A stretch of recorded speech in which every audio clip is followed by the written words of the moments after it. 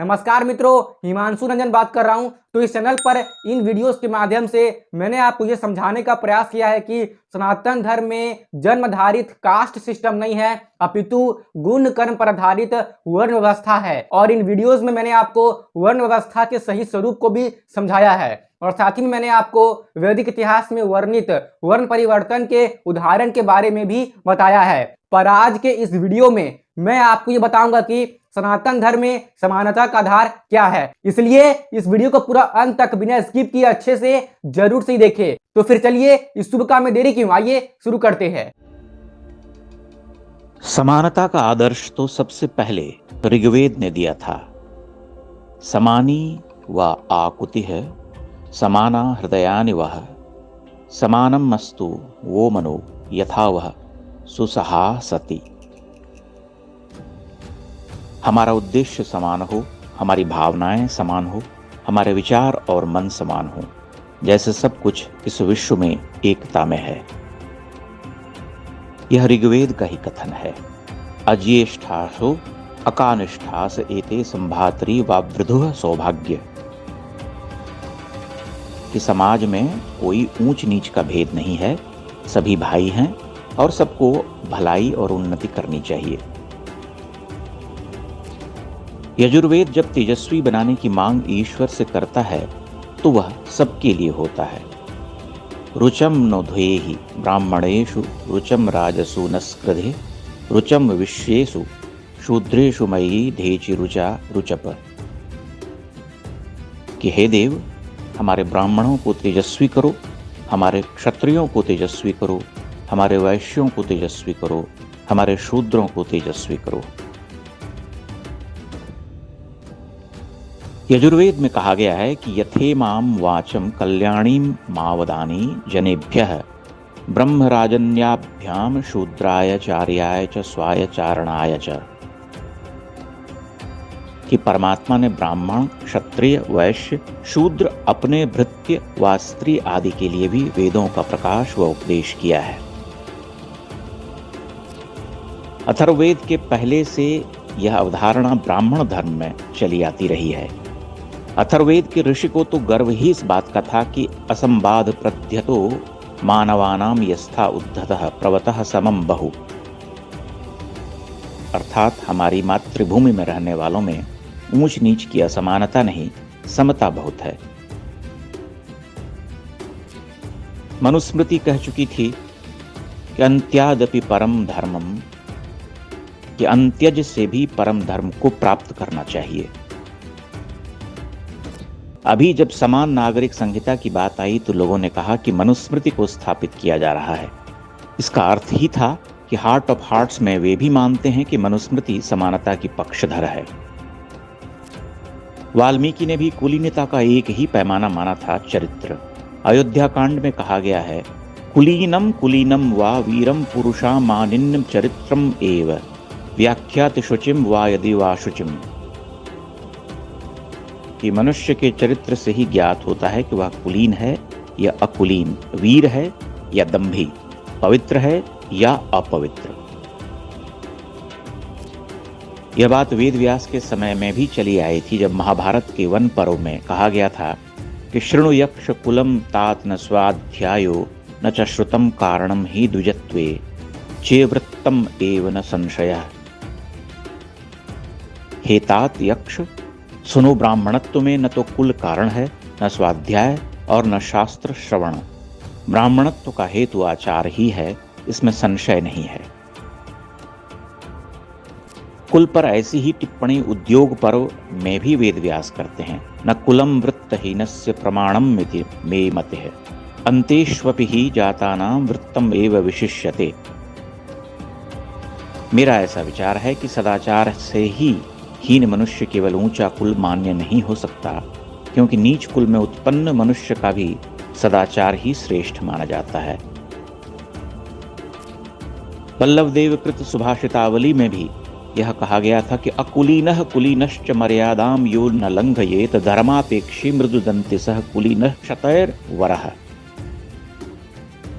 अकुलीन हो या कुलीन, जो मर्यादा का उल्लंघन नहीं करता, धर्म में तत्पर रहता है, मृदु है, जितेंद्रीय है, वह सैकड़ों कुलीनों से बढ़कर है। शुक नीति यही कहती थी कि न जात्या न कुलेनैव श्रेष्ठत्वं प्रतिपद्यते, कि श्रेष्ठता न तो जाति से प्राप्त होती है न कुल से। शुक्र नीति का कहना था कि न वर्णतो न जनकाद ब्रह्म तेजः प्रपद्यते, कि वर्ण से और पिता से ब्रह्म तेज नहीं प्राप्त होता। शुक्र नीति यह स्पष्ट उद्घोष करती थी, न जात्या ब्राह्मणाश्चात्र क्षत्रियो वैश्य एव न शूद्रो न च वै म्लेच्छो भेदिता गुणकर्म भी। कि इस संसार में जन्म से न तो कोई ब्राह्मण ही होता है और न क्षत्रिय वैश्य शूद्र या म्लेच्छ, गुणों व कर्मों से ही भेद होता है। क्षेमेंद्र ने कहा था कि गुणाधीनम कुलम ज्ञात्वा गुणवत्कुत जातोपि निर्गुणः केन पूज्यते दोग्ध्रिकुलोद्भवा धनुर्वंध्या कस्यो उपयुज्यते। गुणवान कुल में उत्पन्न होकर भी यदि कोई स्वयं गुणहीन है तो वह पूजा का पात्र नहीं हो सकता। जैसे दुधारू गाय के उत्पन्न होने पर भी यदि गोवंध्या है तो उसका उपयोग कौन करेगा। तत्कालीन संस्कृति शास्त्रज्ञ स्पष्ट लिख रहे थे कि गुणाः सर्वत्र पूज्यन्ते पितृवंशो निरर्थकः वासुदेव नामस्यन्ति वसुदेवं न मानवाः, कि गुण सर्वत्र पूजे जाते हैं, पिता का वंश निरर्थक है। मनुष्य वासुदेव को नमस्कार करते हैं, वसुदेव को नहीं। भर्तृहरि कह रहे थे, सत्यम चन तपसा च किम, यदि सत्य है तो तपस्या की क्या आवश्यकता है। नारायण पंडित ने कहा था, यस्य कस्य प्रसूतोपि गुणवान पूज्यते नरः, किसी से भी उत्पन्न गुणवान मनुष्य पूजा जाता है। नारद पुराण कहता था, यह स्वाचार परिभ्रष्टः सांग वेदांत गोपि वा स एव पतितो ज्ञेयो यतः कर्म बहिष्कृतः। जो क्षह अंगों सहित वेदों उपनिषदों का ज्ञाता होकर भी आचार से गिरा हुआ है, उसे पतित ही समझा जाना चाहिए, क्योंकि वह कर्म भ्रष्ट है।